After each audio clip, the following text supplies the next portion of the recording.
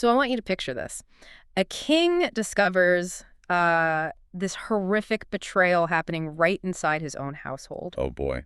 Setting the stage right away. Yeah, we're jumping right in. So his daughter, who's been cursed by a spurned goddess, she's actually been sneaking into his bed in the dead of night. Right, in complete darkness. Exactly. And when the king finally realizes the depth of this, incestuous deception, he is just consumed by absolute rage. He draws his sword, he hunts his own daughter through the palace. Intent on just completely slaughtering her. Yeah. But just as the blade is about to fall, the gods intervene. They turn this frantic, terrified girl into a mercury. As you do. Right, normal mythological stuff. And then months later, the bark splits open and out falls a beautiful infant boy. It's just such a bloody, chaotic, utterly irrational story on the surface. It really is. I mean, you've got incest, murder, magical arboriculture, but what if I told you that beneath all that mess, that myth is actually secretly executing a highly complex, solvable algebraic equation? I mean, it sounds totally absurd on its face. Because, we are so conditioned to view ancient myths as these pre-scientific attempts to explain the weather. Right. Like, why does the sun rise? Exactly. Or perhaps as these archaic morality tales. We certainly don't look at them as rigorous mathematical computations. No, not at all. But the stack of sources we've brought for today's deep dive, all these anthropological and mathematical papers, they argue exactly that. The entire premise here is that human narratives, like the messiest, most visceral aspects of our culture, they are structurally bound to the exact same logic that governs things like topological geometry and, believe it or not, quantum mechanics. It's wild, and that is exactly our mission today. We are taking you on a deep dive into the very architecture of human thought. We're going to trace this line from the foundational structural anthropology of Claude Lévi-Strauss all the way to contemporary morphodynamics and quantum interaction theory. It's a huge journey. It really is. Our objective is to unpack what has come to be known as the algebra of myth. And I want to be really clear with you listening. We are not speaking metaphorically here. No, not at all. We are looking at literal formulas, variables, matrices, the whole 9 yards, that anthropologists and mathematicians actually claim represent the universal source code of storytelling. So understand the source code. We really need to start with the man who laid the foundation, right? Claude Lévi-Strauss. Yeah, he is the central figure in this whole paradigm shift. Back in the mid-20th century, he basically proposed that the sheer, just dazzling variety of global mythology, it wasn't just this random accumulation of cultural noise. Right, it wasn't just people making up random bedtime stories. Exactly. He argued that beneath the surface narratives of, trickster coyotes or dragon slayers or tragic heroes, there's an underlying universal structure. He literally said that myths act as societal algorithms. Like computational tools. Yeah, tools designed to resolve these deep, systemic, completely unresolvable tensions within a given culture. Okay, but let's be honest. The immediate friction you hit when reading Lévi-Strauss is his tone. Like, looking at our sources, there is that famous critique from Clifford Geertz. Oh, yeah. Geertz really went after him. He did. He targeted Lévi-Strauss for having this, what did he call it? An extraordinary air of abstracted self-containment, which is a polite academic way of saying he's kind of a robot. Right, like reading his work can feel like reading an autopsy report of the human imagination. Exactly. There's this persistent critique that he was just coldly scientific, taking these vibrant breathing cultures and pinning them to a cork board like dead butterflies, just distilling all their passion into dry geometry. But the thing is, that is a profound misreading of his actual interests. And this is a point that's argued really vehemently in the Cambridge Companion to Lévi-Strauss from our source stack. Yeah, the author of that chapter completely dismantles the idea of Lévi-Strauss as this, unfeeling, sterile logician. Because if you actually sit down and read his massive multi-volume work, Mythologiques, the subject matter is explosive. I mean, he is obsessively cataloging the rawest, most visceral mechanics of human existence. Eating, defecating, killing, marrying. Committing incest. Right. The text even explicitly notes that he was fully aware that mythology possesses a, quote, dirty mind. Precisely. Lévi-Strauss didn't shy away from the chaos at all.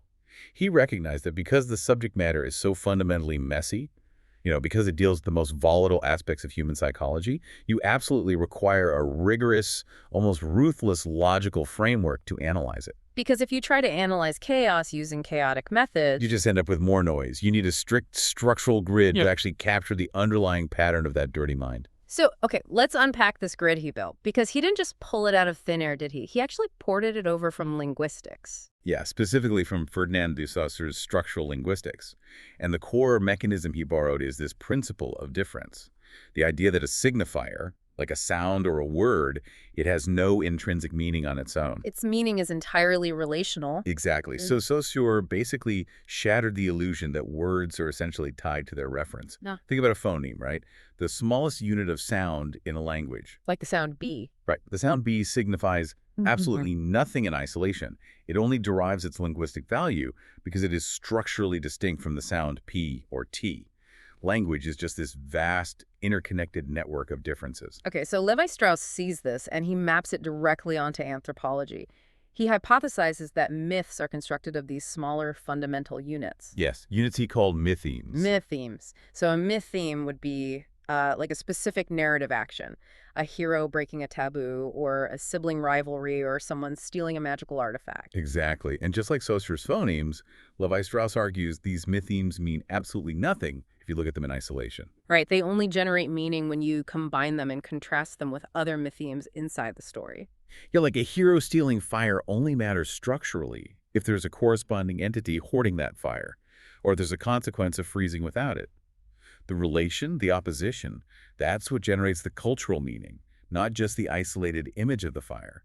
I want to ground this with a concrete example from the sources because I think it bridges the linguistics and the anthropology so brilliantly.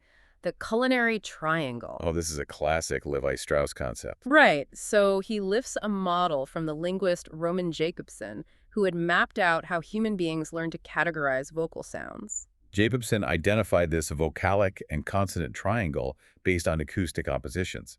He noticed humans distinguish sounds based on binary contrasts. Right, so you have this loud, compact, high-energy vowel at one point, and that's contrasted against soft, diffuse, low-energy consonants. And then those consonants themselves bifurcate.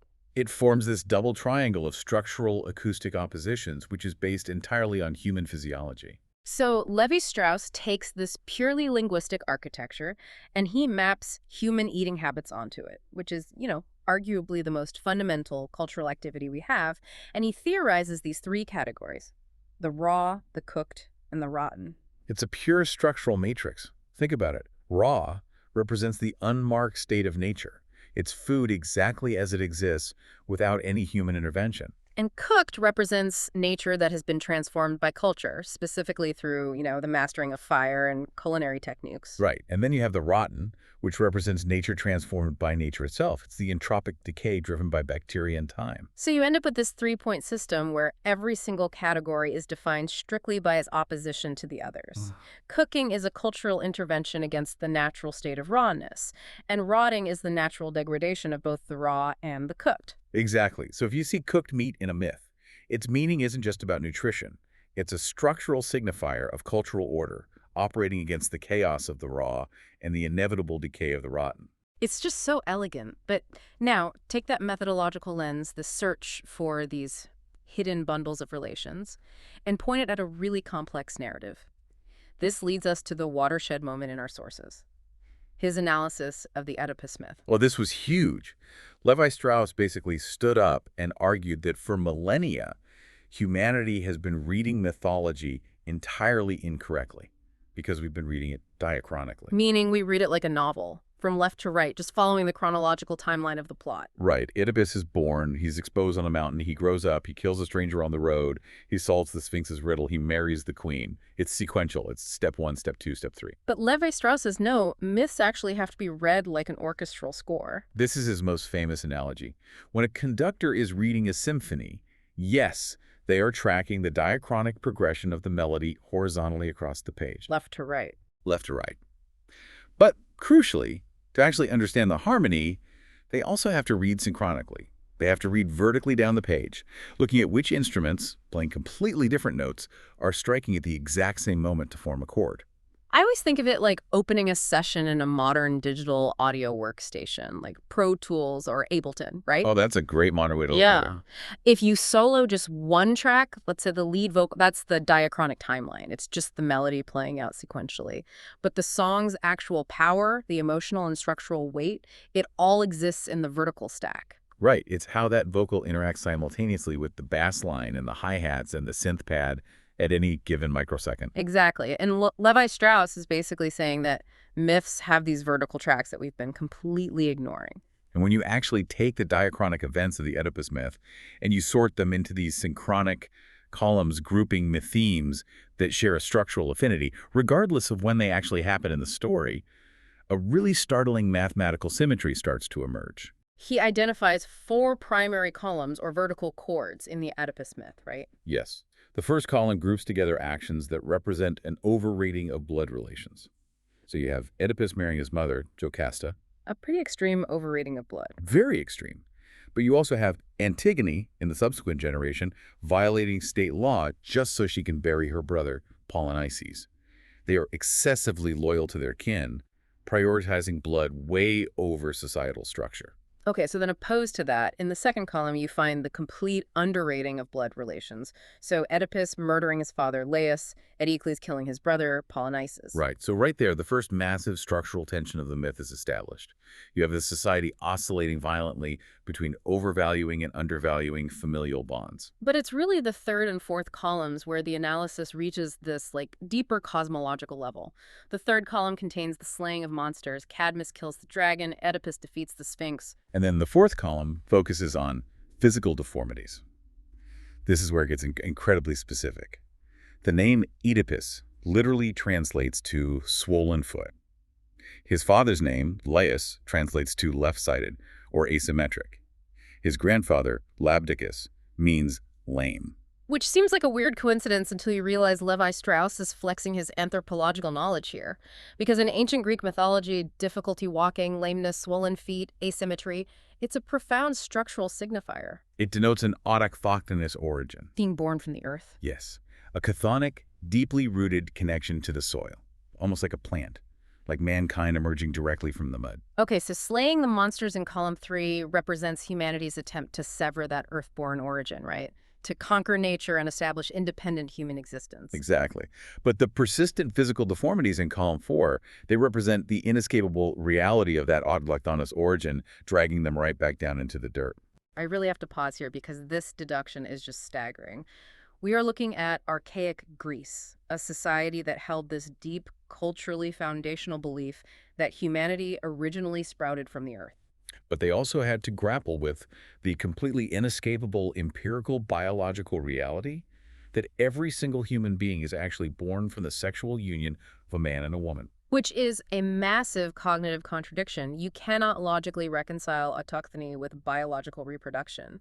The society is basically trapped between 2 mutually exclusive truths. And this right here is where Levi-Strauss defines the true function of myth. The myth of Oedipus is not just a tragedy about fate or some psychological complex. It is a logical mechanism. It takes that unresolvable contradiction, earthborn versus biologically born, and it maps it onto a parallel contradiction that actually can be narrated, the overvaluation versus the undervaluation of blood relations. The myth is a pressure valve. By establishing a proportional relationship between these 2 sets of contradictions, the narrative structure creates an illusion of resolution.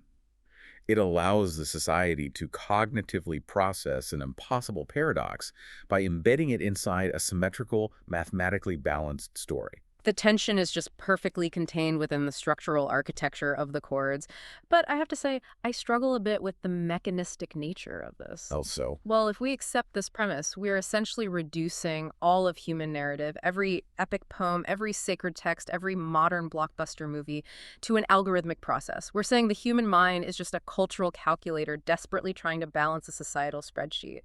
And the characters, the drama, the emotion, it's all just the user interface hiding the math. I mean, you've just perfectly summarized the hard structuralist position. Okay. To Levi-Strauss, the specific content of the story, whether the hero uses a sword or laser blaster, whether Yeah. the monster's a sphinx or, a corrupt tech corporation, it's all secondary. Just window dressing. Exactly. Those are just the local, culturally specific values that get plugged into the universal equation. The structure itself is invariant. Okay, if that's true. If the structure is truly invariant and it functions like a literal calculator, then there must be an actual formula. And this brings us to the real centerpiece of today's deep dive. The canonical formula? Yes, in 1955, Levi-Strauss published a paper containing what he called the canonical formula of mythic transformation, and it is literally an algebraic equation. An equation that anthropologists, semioticians, and mathematicians have literally spent the last 70 years trying to fully decode. The paper by Durrani in our source stack, Computable Structuralism, provides one of the most rigorous breakdowns of its internal logic. So let me put the equation on the table for you listening so we can dissect it. The formula reads, f of x applied to A is to f of y applied to B, as f of x applied to B is to f of A inverse applied to y. It's a lot to hold in your head. To unpack this, we first have to separate the variables into two distinct categories, terms and functions. The letters A and B represent the terms. In narrative analysis, terms are the actants.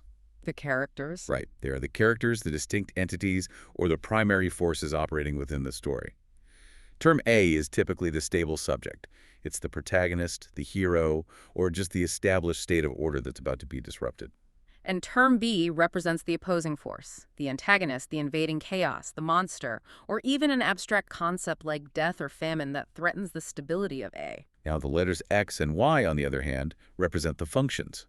Functions are the actions, the values, the attributes, or the mediating tools that connect those actants. So function X operates as the mediator. It is the specific action or magical artifact that makes narrative transformation possible. A theft, a battle, a journey, a weapon. And function year I operates as the constraint, or the legitimation. This is incredibly crucial. Y represents the overarching societal rule, the taboo, the prophecy, or the fundamental value system that makes the conflict meaningful to the culture telling the story in the first place. Okay, with the variables defined, we can actually trace the diachronic flow of the equation. The formula is structured as an analogy, a proportion. The first half sets up the initial conflict. F of x applied to A is to f of y applied to B. Translated into narrative, that means the subject A is engaged with the mediating action X. Meanwhile, the opposing force B is aligned with the cultural constraint Y. The two sides are brought into direct structural opposition. This is your inciting incident. The narrative then progresses to the turning point, the mediation, which is represented by the next term, f of x applied to B. The opposing force B appropriates the mediating function X. The antagonist seizes the weapon, or the chaotic force initiates the critical action that previously belonged to the realm of the subject. The conflict reaches its absolute apex. The variables are completely entangled. And this forces the resolution, the final term of the equation, which is arguably the most analyzed piece of notation in 20th century anthropology. F of A inverse applied to Y. F of A inverse applied to Y. Levi-Strauss referred to this final term as the double twist, or the helicoidal step. And it is mathematically and narratively profound. It's profound because it breaks a standard linear analogy. A normal balanced proportion would just resolve as A is to B, as C is to D. But Levi-Strauss observed that human myths never resolve that cleanly. Right. To truly resolve a deep societal contradiction, the narrative must undergo a violent structural inversion. Let's look closely at that notation. First, the function and the term have completely swapped places. Y, which began as the societal constraint, has become the term, the resulting entity. And A, the original subject, has been forced into the position of the function. But crucially, it has been inverted. That's the A inverse. What's fascinating here is what that actually means in the reality of a story. How does a hero become a -1 function? Yeah, that's the big question. The sources refer to this as an apotheosis, or a reprogramming of identity. The original subject A is fundamentally consumed, destroyed, or radically transformed by the narrative process. The hero alienates their original identity. And through that sacrifice, through that inversion to A inverse, the cultural constraint, wise, is actualized as the new dominant reality. The equation produces what the text calls a supernumerary gain. A new moral, a new societal rule, or a new origin state that resolves the initial tension. Okay, the abstract math is totally dizzying, so we need to stress test this. We need to take a visceral, chaotic human story and see if it actually behaves the way this formula dictates. And Durrani's paper uses a phenomenal example to map this exact process. The tragedy of Adonis from ancient Greek mythology. Specifically, the variant of the myth recorded by Panyasis. It is a story so dense with taboo, violence, and transformation, making it a perfect candidate for structural analysis. Let's lay out the narrative diachronically first, chronologically. We have King Thias of Assyria. He has a daughter named Smyrna. Smyrna fails to show proper reverence to the goddess Aphrodite. And in retaliation, Aphrodite curses Smyrna with an overwhelming, uncontrollable sexual desire for her own father. The ultimate violation of the fundamental societal constraint, the incest taboo. So Smyrna, aided by her nurse, conceals her identity in the darkness and sneaks into King Thias's bed. They sleep together in secret for 12 nights. But on the 12th night, Thias manages to bring a light into the room, and he discovers that the woman he has been sleeping with is his own daughter. He is completely shattered. He draws his sword and chases Smyrna out of the palace, intending to murder her. And as he is about to strike the fatal blow, Smyrna prays to the gods for salvation. The gods intervene, and they transform her body into a myrrh tree. Thias's sword strikes the wood, splitting the bark. And then, 10 months later, the tree bursts open and the infant Adonis is born from the trunk.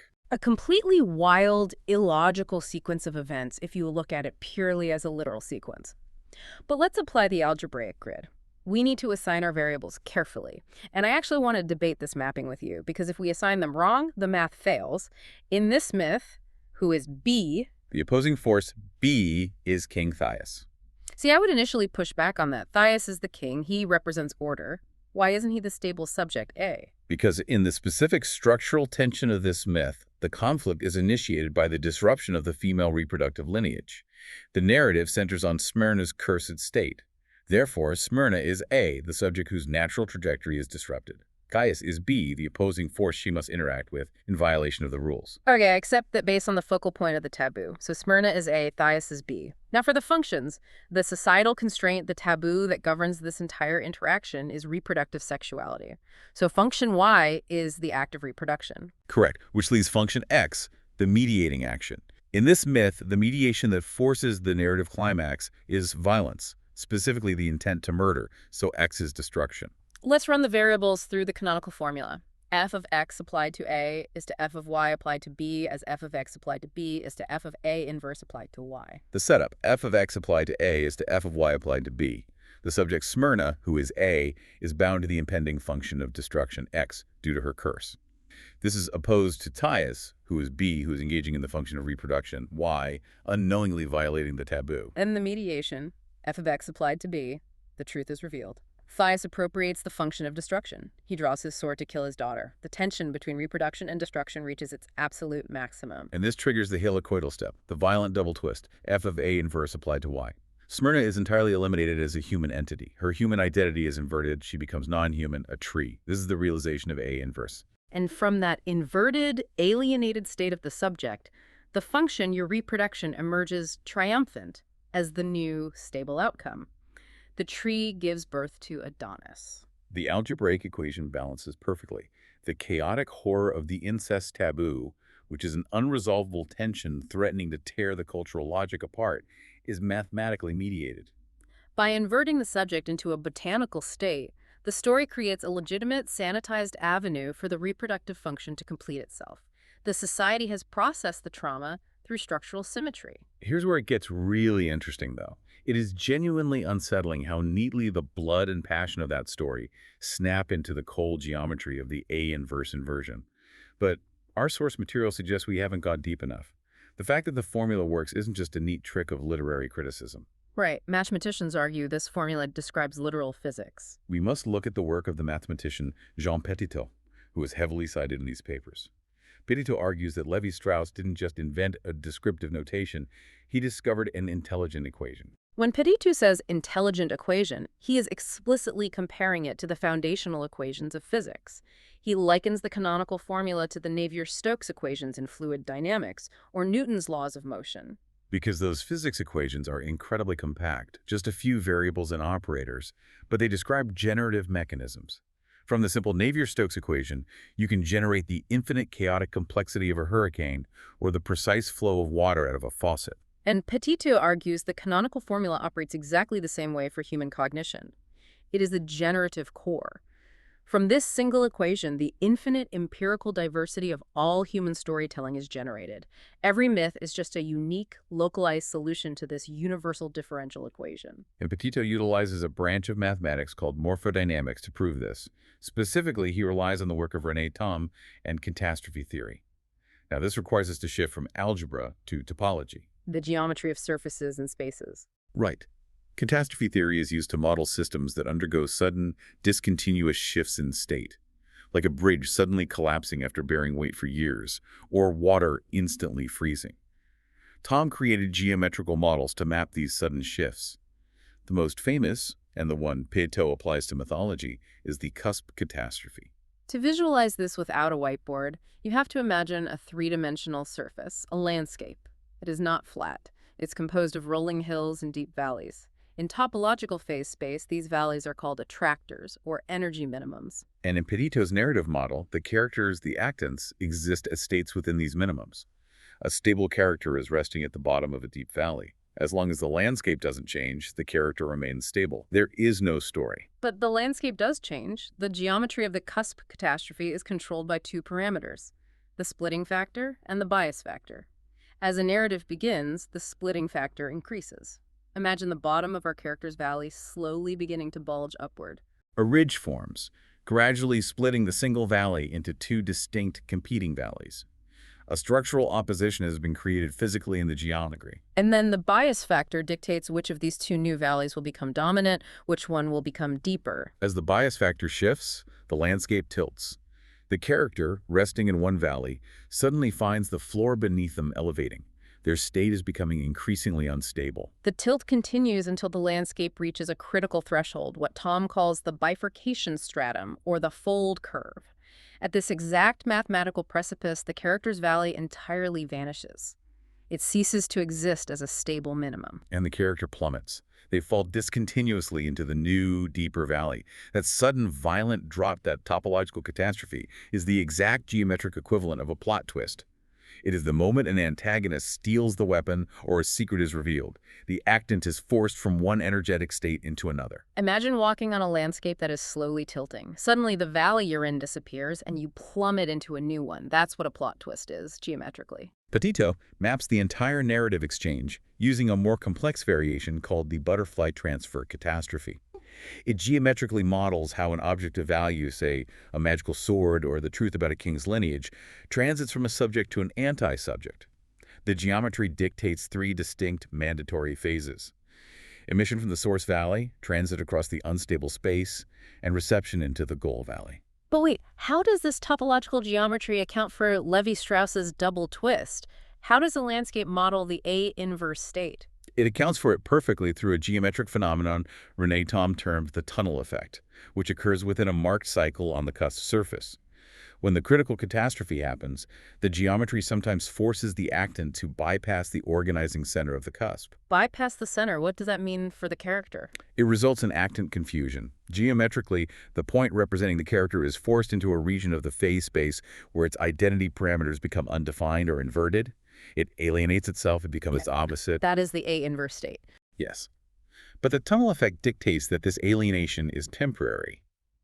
After a sufficient delay within the narrative structure, the geometry allows the point to reintegrate its identity through a sudden, catastrophic jump to a new stable sheet of the surface. The actant's identity is violently reprogrammed, resolving the system into a new equilibrium. So Smyrna enters the tunnel effect as a human, her parameters are scrambled into an inverse, and she emerges integrated into the new, stable state of the tree giving birth. Exactly. It is breathtaking to consider that the emotional catharsis we feel at the climax of a great story is actually our brains intuitively processing the resolution of a topological tunnel effect. But just as we have constructed this massive universal edifice of algebra and geometry, We have to tear it down a little bit. yeah, we have to introduce a scholar who looked at the math and said, wait, I think there is a fatal flaw in the equation. This is a critical pivot in our deep dive. We turn to the anthropologist Mark Moscow and what is termed the non-myth modification. Moscow observed a very glaring, very strange anomaly in the history of structural anthropology. Lévi-Strauss publishes the canonical formula in 1955. It is heralded as the master key to human narrative. He then spends the next several decades writing mythologics, the staggering multi-volume analysis of hundreds of myths from North and South America. And yet, across thousands of pages, he almost never explicitly uses his own formula to analyze them. He essentially put his master key in a drawer. He didn't return to it explicitly until a much later work, The Jealous Potter. Moscow asked the obvious question, why? Why abandon the ultimate equation? And Moscow theorized it was because Lévi-Strauss found the formula, specifically the double twist, too unwieldy and restrictive to apply cleanly to every myth without artificially forcing the data. Moscow proposed a radical methodological shift. He argued that if Lévi-Strauss's structure truly represents the universal architecture of human thought, it shouldn't just govern stories about gods and monsters, it should govern non-myth. It should govern the mundane, empirical reality of everyday life. Moscow tested this hypothesis extensively through his fieldwork with the North Macao people of Papua New Guinea. He didn't just record their folklore. He analyzed their total sociocultural system. He mapped their daily practices, how they constructed their village spaces, how they categorized food, their rituals regarding bodily excretion, their social hierarchies, and their sexual practices. He treated the layout of a village with the same structural rigor Lévi-Strauss applied to the Oedipus myth. And what Moscow discovered completely upends the canonical formula. When Moscow mapped the non-mythic practices of the North Macao against their own internal mythology, he found a perfect structural alignment. But crucially, the famous double twist, the f of a inverse applied to y, was missing. The math balanced, but it balanced without the violent inversion. Why? How did the equation resolve? In Moscow's analysis of a closed, singular cultural system, the formula resolves as a clean, symmetrical analogy. It looks like this. F of x applied to A is to f of y applied to B, as f of x applied to B is to f of y applied to A. Look at that final term. It is simply f of y applied to A. The function of y applied to A. There is no negative one. There is no destruction of the subject's identity. The terms and functions just cleanly exchange places symmetrically to resolve the tension. If we connect this to the bigger picture, Moscow proved that the violent double twist was not a universal feature of human cognition. It was an artifact of Lévi-Strauss's specific methodology. It was a mathematical mirage created by how he conducted his research. I want to break down exactly how that mirage was created because it's fascinating. Lévi-Strauss utilized a method called transcendental deduction. He believed that because structural logic was universal, he could analyze a myth from a tribe in the Amazon, and if a piece of the structural puzzle was missing, he could seamlessly fill the gap by importing a myth theme from a completely different tribe in Canada. He was constantly spiraling outward, crossing vast cultural and geographic boundaries to find the oppositions necessary to complete his matrices. So, the twist only happens because Lévi-Strauss was mixing apples and oranges from different cultures. If we stay inside one culture, the math becomes balanced. Exactly. Mathematically, when you jump from one culture to another, you are jumping between systems with different constraint values. The function, the societal taboo, in an Amazonian culture does not have the exact same weight or definition as the function when a Canadian culture. Right. When you force mismatched constraint variables into the same algebraic proportion, the equation becomes unbalanced. To mathematically force the resolution, to make the analogy close, you have to introduce an artificial inversion. You have to multiply the subject by -1. The double twist is the mathematical penalty you pay for mixing cultures. When Moscow stayed strictly within the closed system of the North Macao, the constraint values remain constant.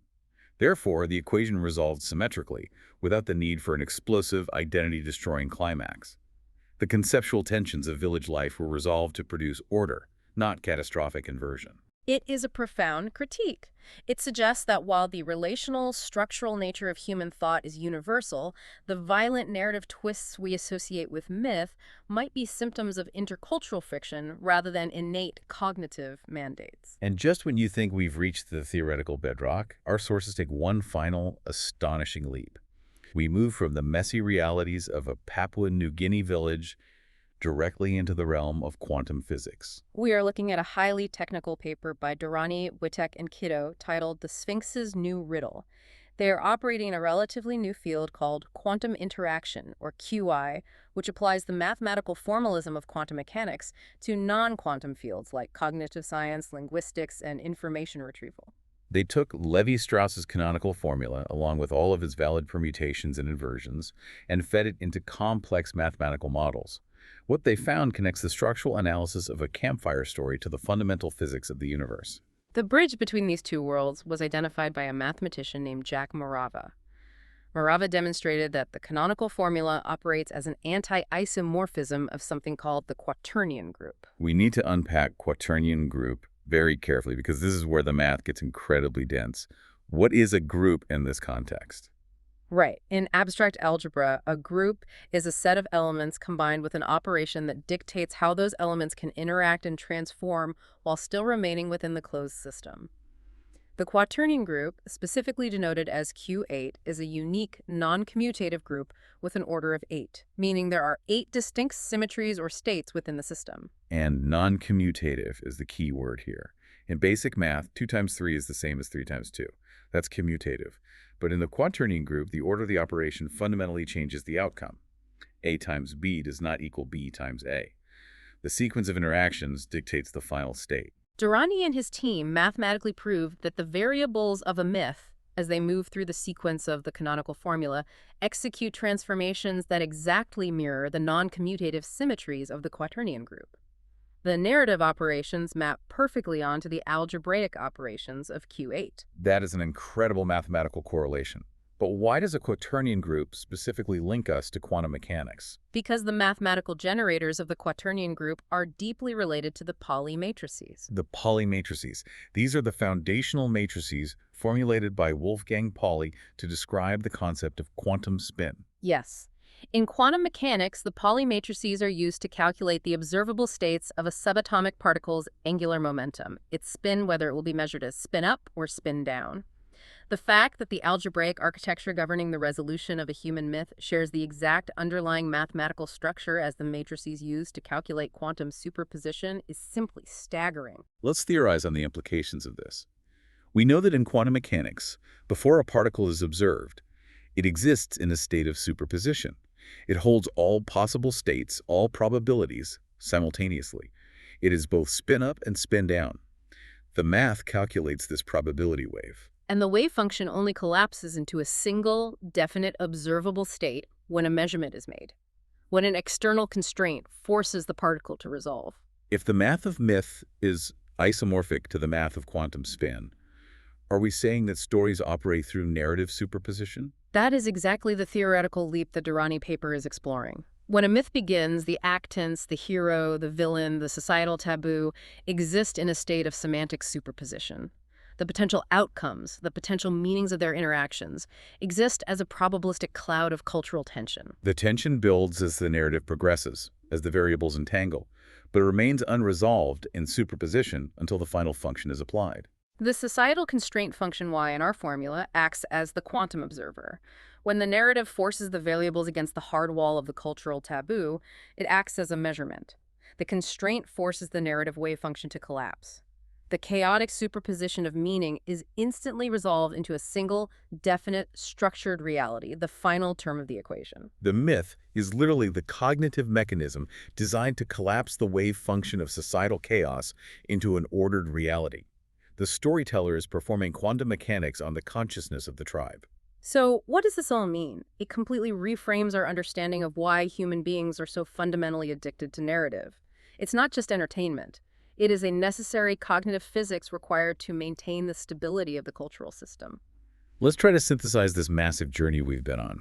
We started with Lévi-Strauss staring into the chaotic, bloody, dirty mind of mythology and refusing to accept it as random noise. He utilized Saussure's linguistics to prove that narrative meaning is relational, mapping cultural oppositions like the raw, the cooked, and the rotten. He then formalized those oppositions into the canonical formula, arguing that a myth is an algebraic equation processing an unresolvable societal contradiction through conflict, mediation, and a violent double twist, the A-inverse inversion we saw in the tragedy of Adonis. We then saw how Jean Petit translated that algebra into the morphodynamics of René Thom, proving that a plot twist is mathematically identical to a geometric cusp catastrophe on a topological landscape, complete with the tunnel effect reprogramming the character's identity. Mark Moscow then forced us to reconsider the universal nature of that violent twist, demonstrating that within a closed singular culture, the algebra resolves symmetrically. The double twist only emerges when methodologies or cultures collide and mismatch their constraints. And finally, we plummeted into the quantum realm, discovering that the underlying group theory of a campfire story is isomorphic to the Pauli matrices, dictating the superposition and collapse of subatomic particles. Stories of the physics of meaning. Which brings us to a critical and perhaps urgent realization. The entire premise of this structural analysis is that myths serve as algorithms to resolve deep societal contradictions, life versus death, nature versus culture, autochthony versus biology. They collapse the wave function to maintain order. So the question we have to ask ourselves now is, what are the mathematical equations running underneath our modern digital myths? We are currently living in an era defined by a velocity and volume of narrative that Levi-Strauss could not have conceived. We are exposed to polarizing, viral narratives, digital myths every time we open a screen.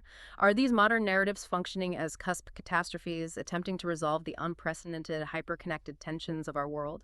And if we apply Moscow's non-myth critique, the implications are chilling. Moscow proved that when you mix distinct cultural systems with mismatched constraint values, the math requires a violent, destructive inversion to resolve. The internet is the ultimate engine of cultural mixing. We're constantly forcing narratives from vastly different value systems into the same digital spaces. Are we structurally guaranteeing an endless cycle of violent narrative catastrophes because we lack a singular, unified sociocultural system? Are our algorithms mathematically trapped, unable to collapse the wave function into stability? Are we using ancient quantum narrative architecture in a digital environment that prevents resolution? That is a thought that will fundamentally change how I view the timeline on my phone. We've built a global machine of overlapping cultures, and the algebra dictates that forces a twist. Thank you for joining us on this deep dive into the source code of human storytelling. We hope we've given you a new, rigorous lens to look through, because the next time you hear an ancient myth, watch a blockbuster film, or read a viral thread, Remember that the math is always running beneath the surface. You just have to know how to read the algebra hiding inside the mess.